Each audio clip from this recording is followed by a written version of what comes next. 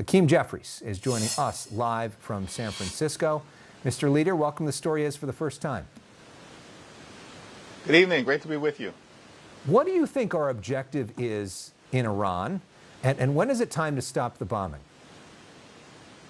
Well, it's an incredibly important question because the president has failed to articulate a compelling reason for why the United States preemptively struck Iran and has now plunged us into a war of choice, where billions of dollars are being spent to drop bombs in the Middle East.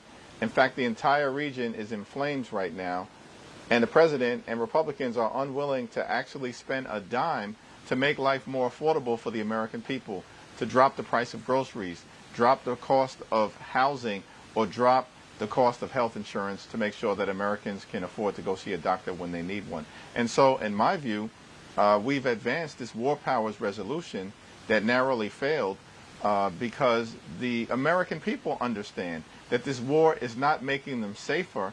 In fact, I think it's creating potential harms to our national security, and the president has not offered a justification as to why this should continue unabated.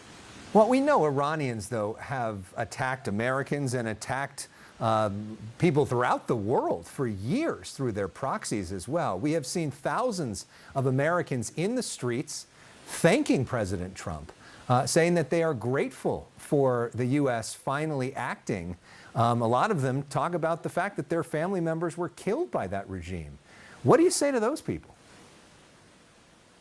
Well, Iran is definitively a bad actor and needs to be aggressively confronted, and there are a variety of different tools to be able to do that, including aggressive diplomacy or making sure that the sanctions regime continues to tighten as it relates to what had been put in place by Democrats and Republicans over the years.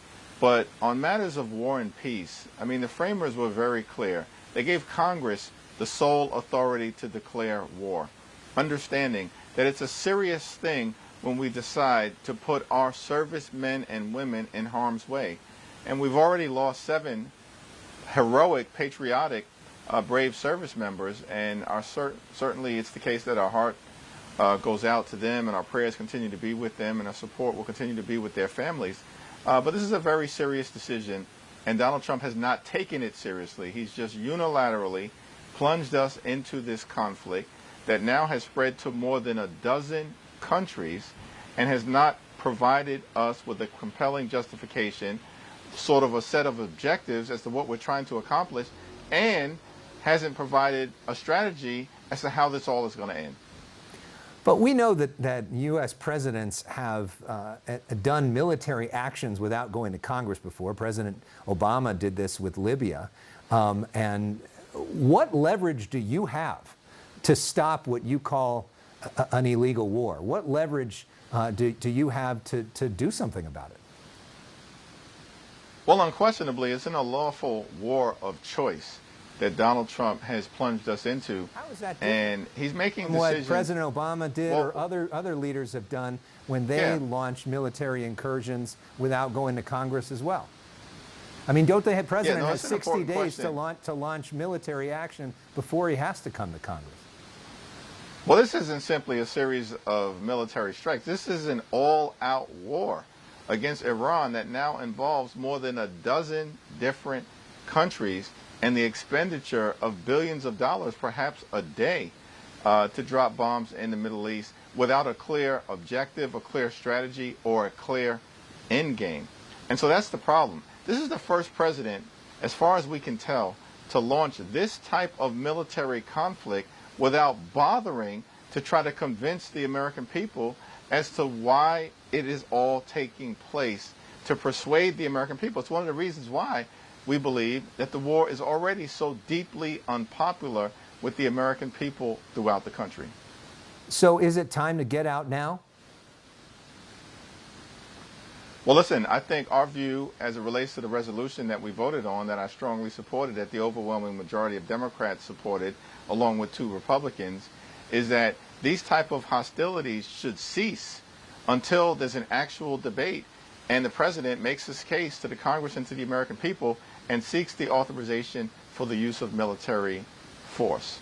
There's no justification for it, but that is what the Constitution requires in our view, And that step, of course, has not been taken.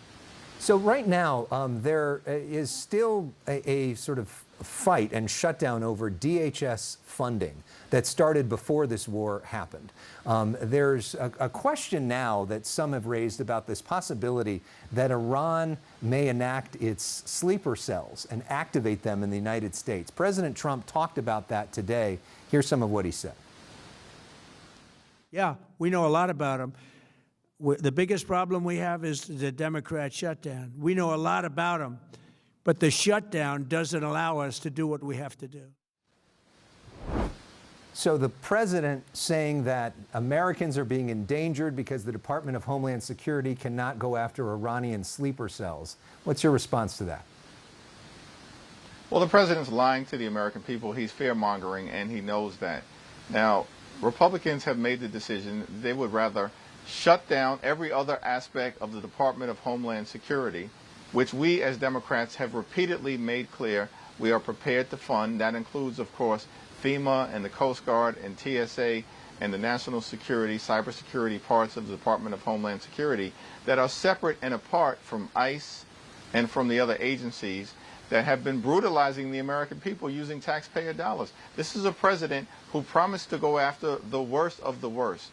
Instead, ICE agents are targeting law-abiding immigrant families and using taxpayer dollars to brutalize and in some cases kill American citizens, as was horrifically the case with Renee Nicole Good and Alex Preddy.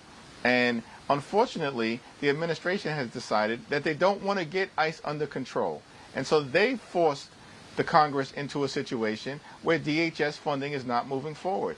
And we've indicated, both House Democrats and Senate Democrats, that we are prepared to fund every other aspect of the Department of Homeland Security while making sure that until ICE enacts the type of dramatic, bold, and meaningful changes that force ICE to conduct themselves like every other law enforcement agency in the country, that the DHS funding bill will respect to immigration enforcement interior to the country should absolutely not move forward. Is there any actual negotiation happening on this front? Are you talking with Republicans in a serious way to come to an agreement? Yeah, listen, there are ongoing conversations, and as Democrats, we've made clear that we will continue to be prepared to sit down with anyone, anytime, any place to discuss how we can move forward in a way that allows for immigration enforcement in this country to be fair, to be just, and to be humane. That's what the American people want to see. And we're going to continue to support the notion that changes need to be made that are transformational in terms of the way in which ICE conducts itself.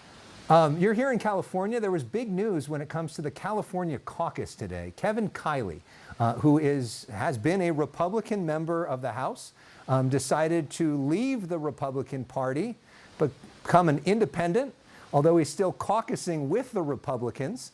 Right now, he is running as a no-party preference person after his district was gerrymandered by Democrats, after Texas Republicans gerrymandered their district. And he said that he may be open to being a Democrat in the next Congress. Take a listen.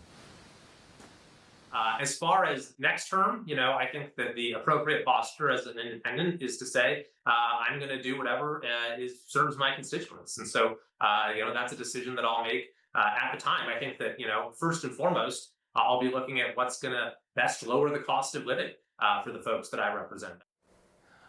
So Congressman Kiley is actually our guest next. What's your message? Are you ready to welcome him into the Democratic caucus? Well, I think the congressman is going to have to explain to the people he hopes to represent in the next Congress why he voted for the Republican One Big Ugly Bill. Think about this.